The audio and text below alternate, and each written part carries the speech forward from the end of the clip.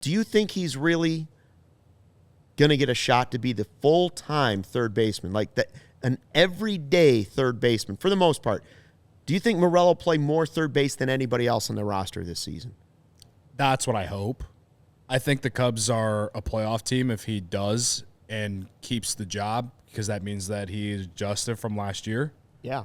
I think the decision on him going to Iowa or not will be based off his play in the spring. I mean, I don't think it's a good idea to send him to Iowa just because, like, he can play all over the field.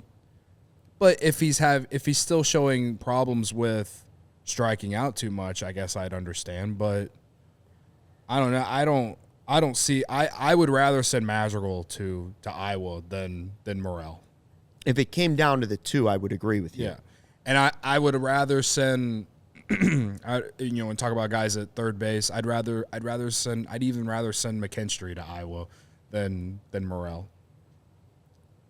I would probably agree with you there too. Now, again, those guys could have huge springs too, right, and do the opposite to Christopher Morel.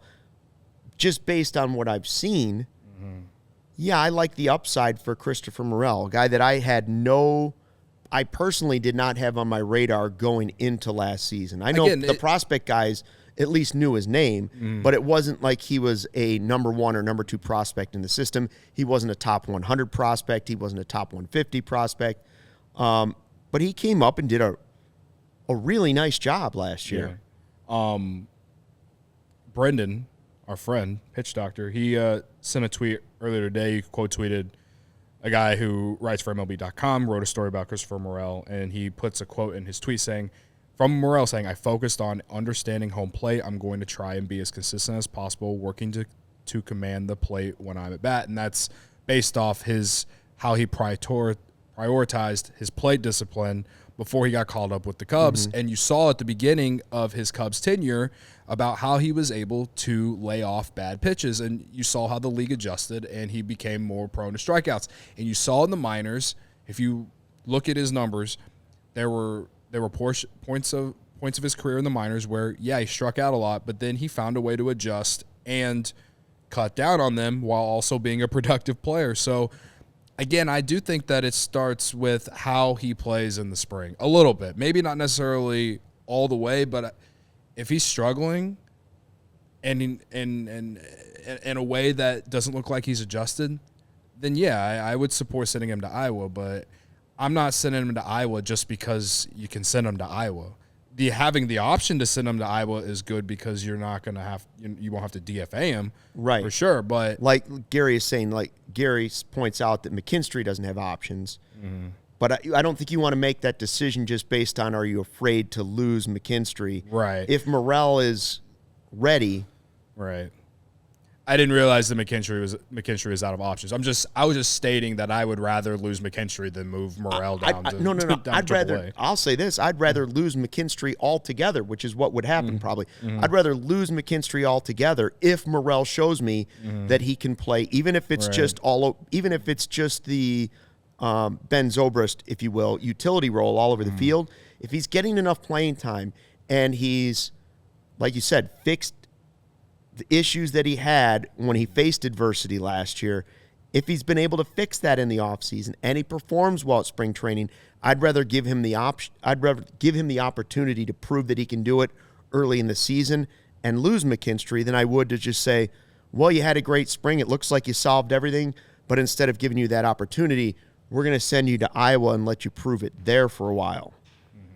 I agree with you. The only reason I want him in Iowa is if he's not playing well in the spring or you don't think he's going to be able to do it, and you clearly believe that he needs consistent playing time to work on playing time against equal level players. Yeah. To prove what he can do. I do think that Wisdom will probably be the opening day third baseman.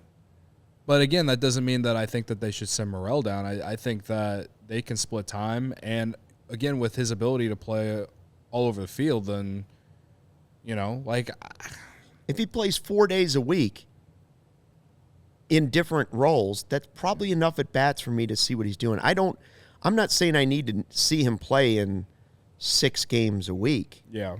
I'd like to see him start and get multiple at-bats in 2 or 3 games a week if he's going to be out. I just don't know, like, some people in the chat are saying, he needs more seasoning. Well, it's like, okay, well, he had plenty of at-bats with the Cubs last year. What are the at-bats in Iowa going to do unless his confidence is shot, and he has not shown that his confidence is shot? Again, like, it makes more sense for Madrigal because he's just not as versatile as Morel for him to go down. So, again, I'm not even saying that I'm against sending Morel down to start the year. I just don't necessarily understand it from a pure baseball perspective, because when you have a guy of his talent that has the power, that has the ability to play all over the field, it's not like the Cubs are growing those guys on trees. No, they're not. I mean, like, and I understand they have guys at positions that will play every day. Like, obviously, Horner and Swanson are going to play second and short. Bellinger's going to play a lot of center field. He's going to be the first in center field every single day. And then Happ and Suzuki are in right and left every single day. And then after that, it's kind of like a toss-up, like, based off matchups, is this catcher good with this pitcher, whatever. And obviously Morel doesn't – the only position Morel plays out of the rest of those positions is third base. So, yeah, you're more likely going to see him there. It would be different if the Cubs just had, like, a everyday lockdown third baseman, and they just don't. Like, I think Wisdom can be a very valuable player if he's not playing every day, but still getting consistent at bats somehow, some way, based off matchups. And it kind of goes the same way for me when it comes to Morel as well. So, but again, though, I'm not against sitting him down. It's more of just like, I don't understand why you would whenever it's not like his confidence is shot. It's not like Iowa's going to really do him any better. It would be different if he had made his debut and struggled the entire time. Yeah, he struggled at the end of last year, but you telling me that he didn't do anything in the offseason to get better? I mean, we've already heard quotes saying that he's been working on this and this and that. I think he's earned the opportunity to see if that worked or not. That's the key. If he can get enough at bats, then I want him at the major league level. If it indeed is Rios and Wisdom in some sort of platoon at third base, then those at bats might be hard to find. Because, like you said, he's not going to be. They're not going to take Happ or Bellinger or Seiya out of the outfield early in the season that much.